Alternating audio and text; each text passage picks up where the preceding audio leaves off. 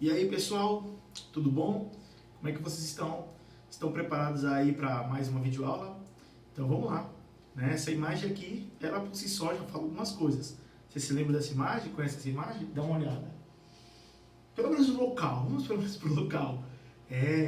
Rússia. E hoje nós vamos tratar de um assunto, né, que até hoje se fala bastante, né, pessoal? Chamado de a Revolução de 1917 ou o comunismo na Rússia, tá bom? Então vamos lá. Eu vou separar essa videoaula também em duas partes, porque o assunto ele é muito longo, tá bom? Por ser um assunto muito longo, eu vou estar dividindo esse assunto em duas partes, tá bom? A primeira parte e a segunda parte. Na próxima semana eu vou estar terminando esse assunto aí, tá certo? Então vamos lá, né? Aqui está o assunto da gente, chamado de o regime comunista na Rússia, né? Vamos lá então. Aqui a gente vem, né? Bom, gente, nós temos que lembrar que, antes de mais nada, que... Deixa eu vir pra cá, pronto. Sai um pouquinho na frente. Então, ou seja, as causas da Revolução Russa. Primeiro, o que levou, o que contribuiu para que a Rússia ela acabasse tornando-se aí um regime comunista, né? Vários fatores contribuíram para esse comunismo ter acontecido na Rússia, né? Então, assim, vamos ver aqui algumas causas que contribuíram para que isso acontecesse, tá bom? Então vamos lá. Primeiro ponto eu coloquei aqui para vocês, gente, ó. A condução da guerra pelo governo russo distinguiu-se por uma corrupção generalizada e uma incompetência sem limites. Ou seja, na verdade a Rússia, quando ela entra na guerra, né, na Primeira Guerra Mundial de 1914, a gente vai ver aí no decorrer, quando nós estudamos a Primeira Guerra Mundial, é que os russos eles não tinham a mínima condição nenhuma de manter a Rússia numa guerra. Então tinha uma incompetência muito grande do czar, tá bom? Para manter a Rússia na guerra. Eles, embora tinham aí uma quantidade de soldados violentíssimas, mas eram mal armados, mal treinados e não tinha condição nenhuma. Então, para o czar, para o rei, né, ali do imperador da Rússia, ficava difícil ele conseguir manter a Rússia na guerra devido a tantas incompetências. Mas não é somente isso. A gente vai ver aqui uma série de fatores. Como você pode observar, né? Distinguiu-se por uma corrupção generalizada e uma incompetência sem limites. Uma incompetência aí, realmente sem limites do czar, sem nenhuma estratégia de fato para manter a Rússia nessa guerra, tá? Então isso foi uma das causas que contribuiu, né, para a abdicação do czar. Vamos lá então, vamos continuar. Aqui eu traço para vocês, então eu coloquei aqui, gente, ó, péssimas condições dos soldados, né? Gente, veja bem, como eu já falei anteriormente, os soldados eles eram mal armados, mal treinados, muitas vezes iam para frente de batalha, até mesmo sem um fuzil na mão, para poder se proteger do inimigo, de bombas. Então as condições de soldados russos eram realmente mal treinados, até mesmo mal equipados também, né, podemos dizer assim.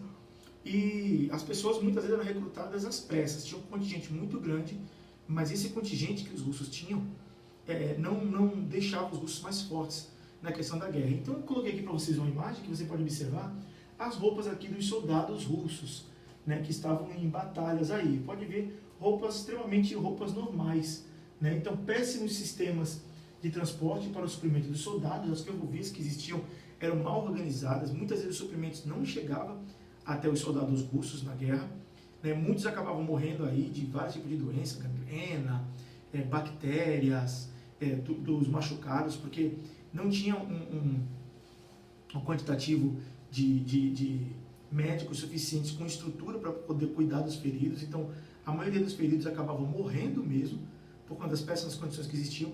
Os suprimentos não chegavam até lá por conta da rede de transporte mal elaborada, se perdia no meio do caminho, quebrava-se, não tinha nem para alimentar nem os soldados que estavam na guerra e nem a população, né? Nem o povo russo tinha acesso realmente aos suprimentos necessários, né? Então eu coloquei aqui péssimos sistemas de transporte para o suprimento dos soldados, não só dos soldados, mas também da população russa. Péssimos atendimentos médicos para os feridos, ou seja, os médicos, o que eles podiam fazer muitas vezes era somente enfaixar ali ou tirar a bala de qualquer jeito, mas ali a bactéria já era generalizada, né? As pessoas acabavam morrendo de uma série de coisas, os doentes mal cuidados. Então toda essa coisa, gente, isso vai espaldar no governo. Não pense que porque o imperador, né, Nicolau, ele era o imperador, que isso não ia deixá-lo imune, né? A responsabilidade, no final das contas, era dele. E ele tinha que cuidar dos seus soldados, e ele queria manter a Rússia na guerra. Os fatores, sabe lá o porquê, né? Que ele manteve a Rússia na guerra sabendo que a Rússia não tinha condição nenhuma. Para vocês terem uma ideia, gente, os alemães, quando eles invadem a Rússia, em 1915 eles já estavam quase arrasados. Em 1916 o exército russo já estava praticamente aniquilado da guerra. Então, ou seja, péssimos atendimentos médicos para os feridos. A gente continua aqui, vendo então carência de hospitais, como eu disse para vocês, não tinham hospitais suficientes para cuidar dos doentes, desorganização nas poucas ferrovias que existiam, que eu falei para vocês anteriormente, derrotas esmagadoras para os alemães, as derrotas realmente eram violentíssimas que eles sofriam, né? Então, ou seja, muitas vezes quando eles iam para a guerra, tinha um fuzil, mas ele tinha uma arma, uma enxada, um facão, ou às vezes jogava até o capacete em cima de um soldado. Então, ou seja, o contingente russo para a guerra era ineficaz, era ineficiente. E tudo isso, como eu disse, caía na conta do governo em questão, que era o governo do czar. Então, ou seja, em 1916 os russos já estavam praticamente aniquilados. Então a guerra começa em 1914. Em 1915, quando os alemães eles começam já a invadir, eles detonam a Rússia ali. E a Rússia vai sair da guerra em 1917, né? Então, em 1916, o exército russo já estava aniquilado, sem condição nenhuma de manter-se na guerra. E todos esses gastos, gente, lembrando-se que, embora os investimentos eram muito poucos, mas isso acabava afetando, isso gerava custo, de certa forma. Porque tinha que mandar soldados para lá, ou seja, a maioria dos soldados, né, também muitos deles eram camponeses, que eram recrutados às pressas para a guerra, deixavam as suas plantações ali praticamente abandonadas para servir na guerra, numa guerra desastrosa, desordenada, sem objetivo geral, e tudo isso caía na conta do czar, como eu falei anteriormente. Então, ou seja, isso gerava custos para a Rússia, tá bom? Então, obviamente, existiam altos índices inflacionários, uma incompetência do governo, uma série de questões fez com que o que levasse o czar a abdicar do governo, tá bom? Então, vamos lá. Seguindo aqui, a gente pega aqui, né? Aí está o czar, né? Nicolau. Então, veja. Sim, gente, eu queria dizer para vocês que é muito parecido com a Revolução Russa, com a Revolução Francesa, que teve 3 fases. A Revolução Russa ela também passa por algumas fases. Então, a gente separou aqui por algumas fases para a gente entender melhor. Eu vou explicar hoje para vocês a primeira e a segunda fase, porque a quantidade de informação é muito grande.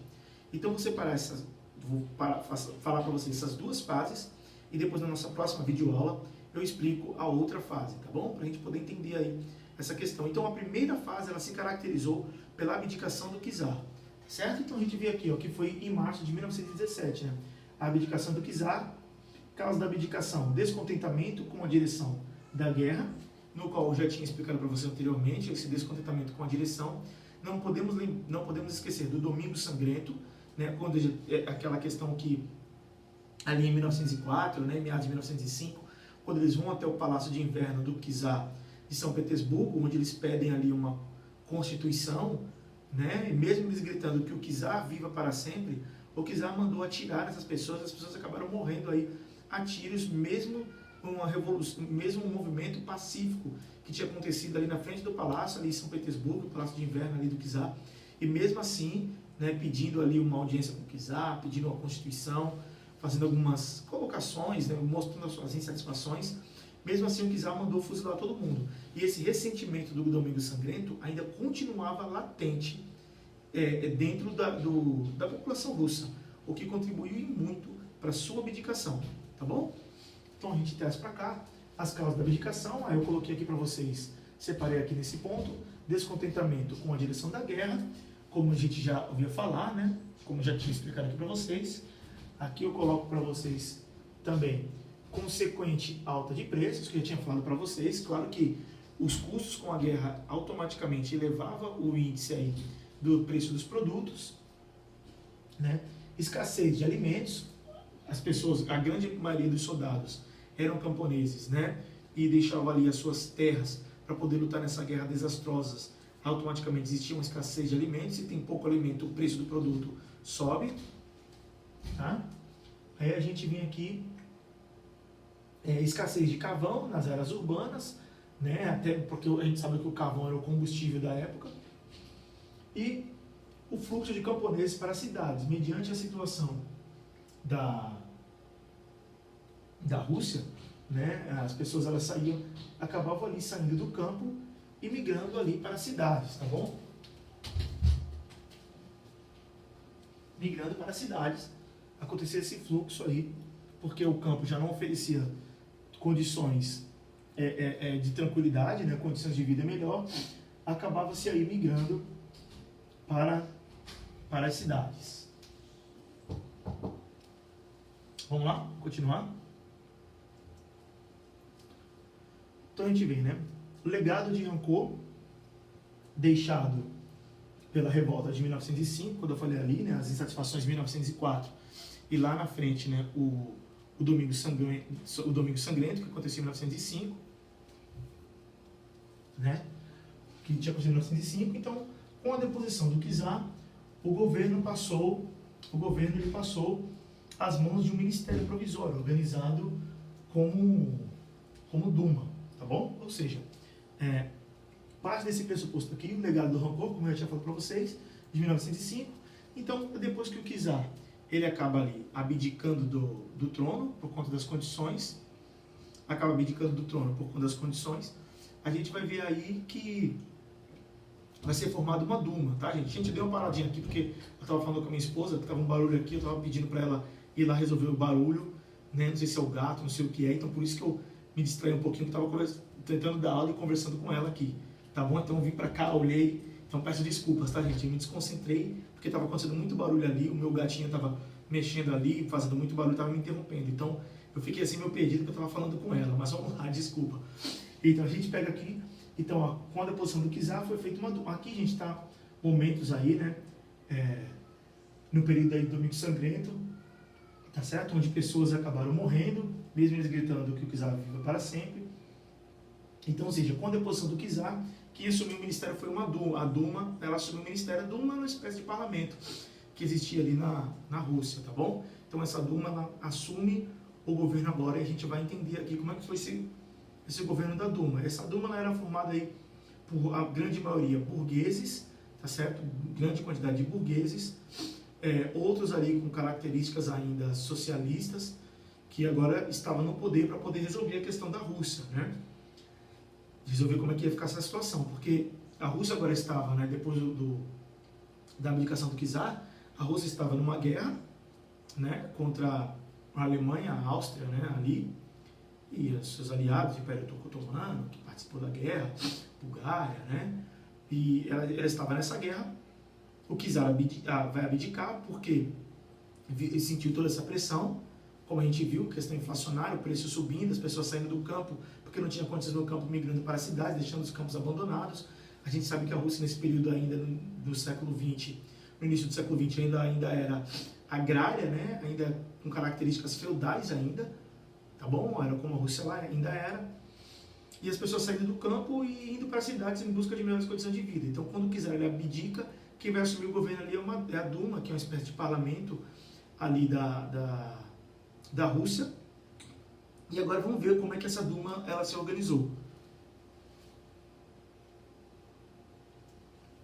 Pronto, então, o programa da Duma. Bom, a Duma pregava, né, uma monarquia constitucional. Ela fez a proclamação das liberdades civis, né, coisas que no governo do czar essas liberdades civis não existiam, até porque a gente viu aí Stalin na época tinha sido exilado, Vladimir Ilyich Leonov, Lenin, né, tinha sido exilado também, Trotsky também tinha sido exilado, foi para os Estados Unidos, depois passou pela Inglaterra, onde foi proibido de voltar para a Rússia. Mas assim que ele abdicou, assim que o czar abdicou, Trotsky, que estava nos Estados Unidos, ele consegue voltar vai até a Alemanha, vai até a Inglaterra, lá ele não permite que ele vá, mas Kerensky, depois que assume como primeiro-ministro, dá liberdade para ele voltar, né, para a Rússia. Então, a gente vai ter aqui o programa da Duma, que era uma monarquia constitucional, que você já sabe o que é, né?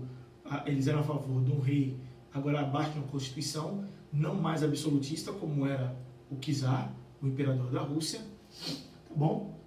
Proclamação das liberdades civis, libertaram milhares de presos, tá certo? Milhares de presos aí, e lembrando, permissão de retorno de exilados políticos, é aí que volta Stalin, é aí que volta Trotsky, é aí que volta Lenin, né? Não, Lenin já tinha voltado, já voltou no período da guerra, né? E eleições de uma Assembleia Constituinte. Então foram esses foram os programas da Duma.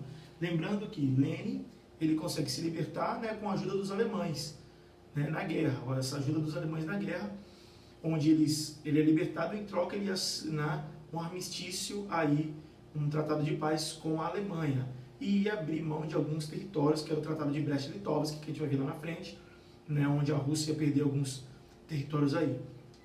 Então, ou seja, Lenin ele foi colocado lá para fazer a revolução pelos alemães, em troca, e fez um acordo aí com os alemães aí nesse período. Então, ou seja, aqui foi alguns programas da Duma, tá bom, gente? Libertaram foi aí que votou vários exilados aí, tá bom? Então vamos lá. Aqui, gente, essa é a figura aqui do Milyukov, né? Pavel Milyukov, que assumiu aí como primeiro-ministro na Duma.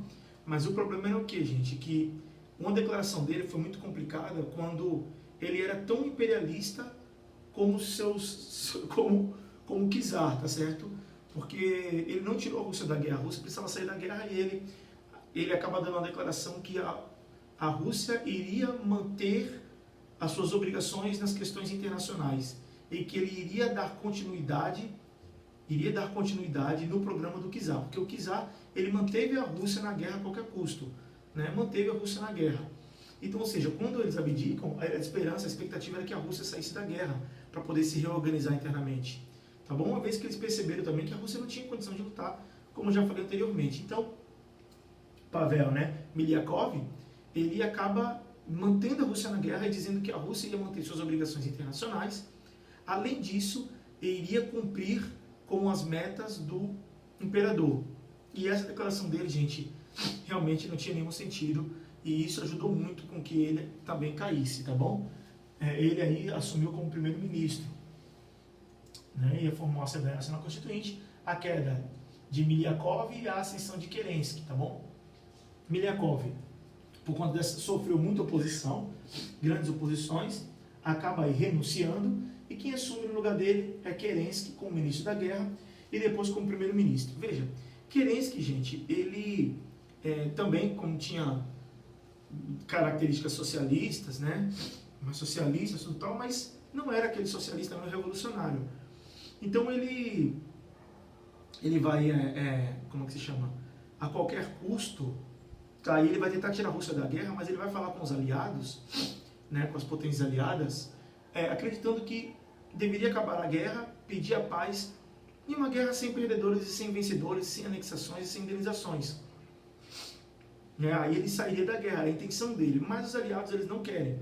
Eles não aceitam essa proposta de acabar com a guerra e não ter nenhum tipo de indenização e não ter nenhum tipo de anexação. Então ele foi obrigado, no caso dele, né, bom, já que não vai ser dessa forma, vamos manter a Rússia na guerra. Lembrando que a Rússia estava do lado daqueles que venceram.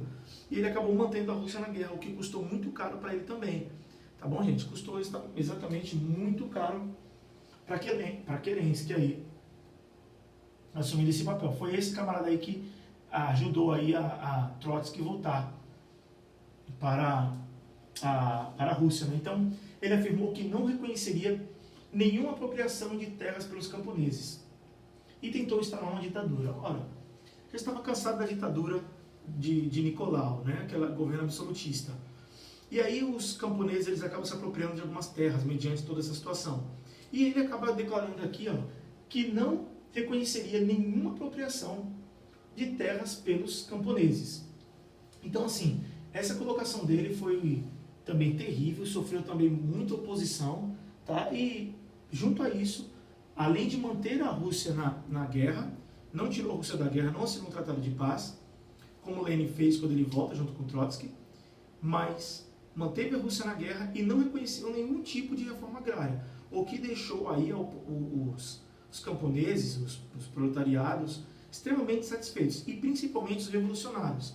Tá bom, gente? Principalmente os revolucionários. Então vamos lá. Aí a gente começa aí, vamos falar agora de dois partidos, que a gente vai falar, que é o que também nos interessa. Aí, gente, em novembro já começa a segunda fase. Na verdade, a segunda fase, gente, a segunda fase da Revolução Russa, ela começa justamente com a renúncia de Kerensky. Quando Kerensky ele acaba saindo, aqui, vou mostrar novamente a imagem dele. Cadê aqui, ó? Pronto, afirmou que não reconhecia nenhuma apropriação de terras e tentou instalar uma ditadura. Então, acontece aí com uma renúncia de Kerensky.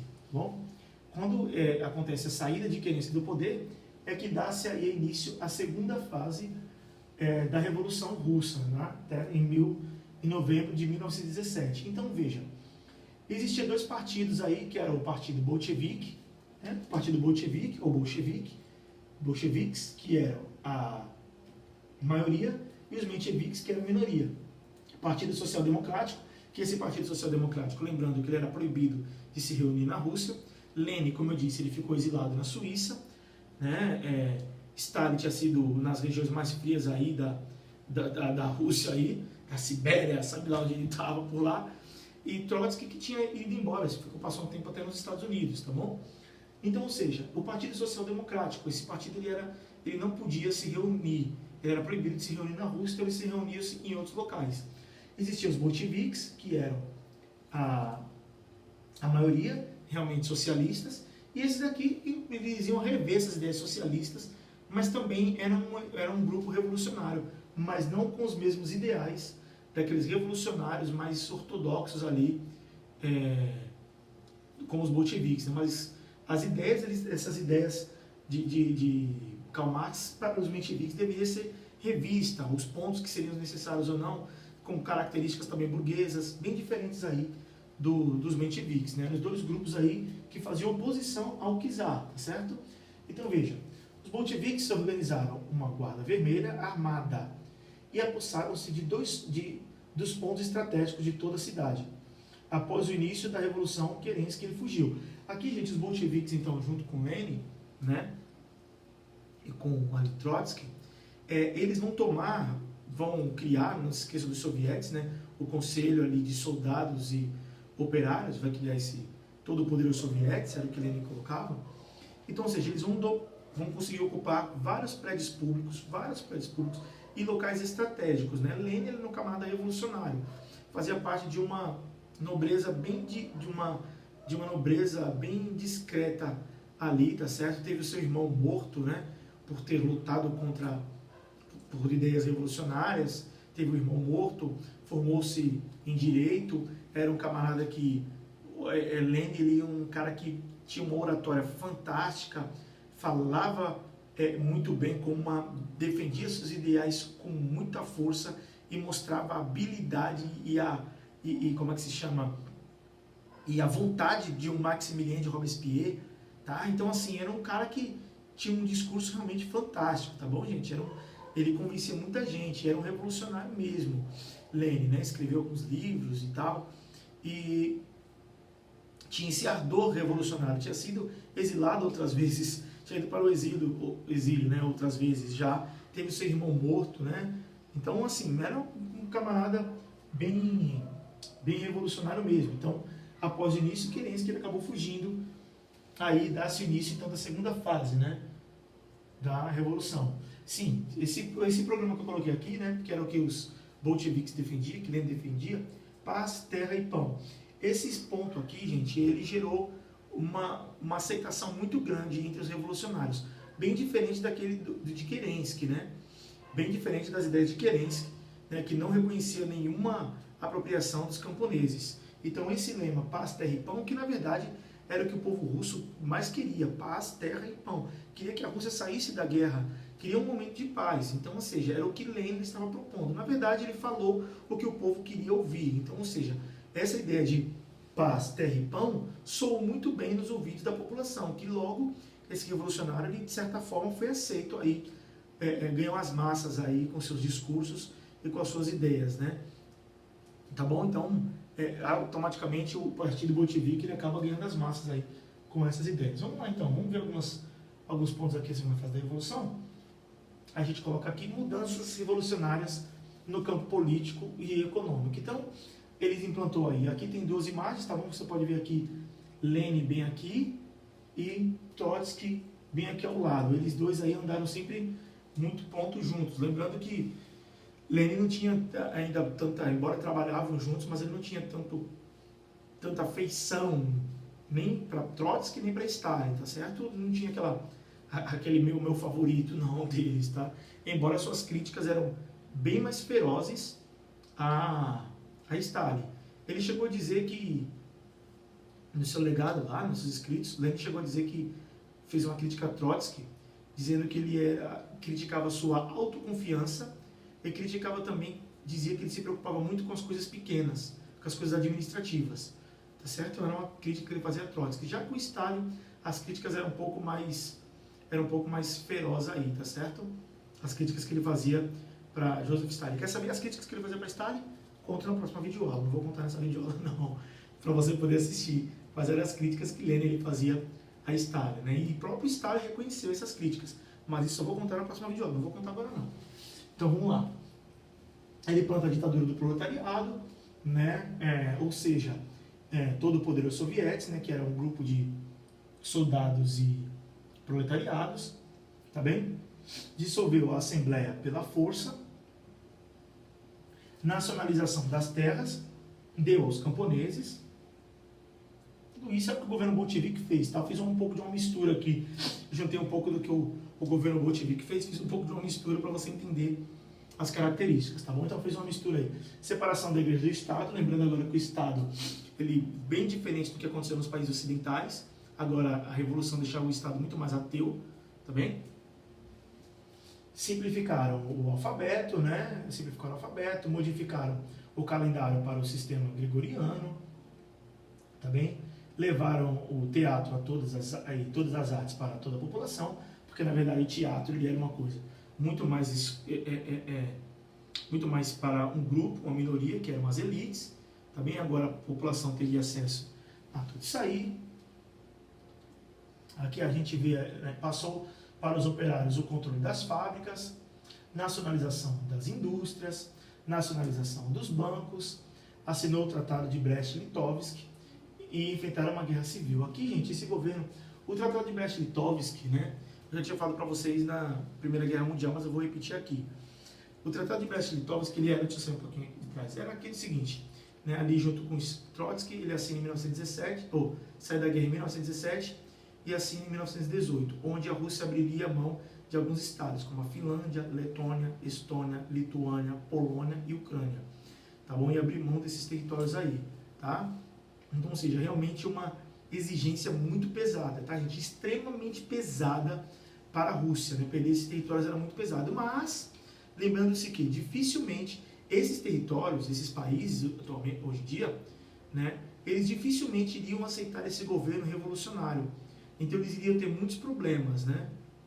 Além da Rússia, teve que pagar $1,5 bilhão aí, teve que indenizar $1,5 bilhão, também tinha no tratado.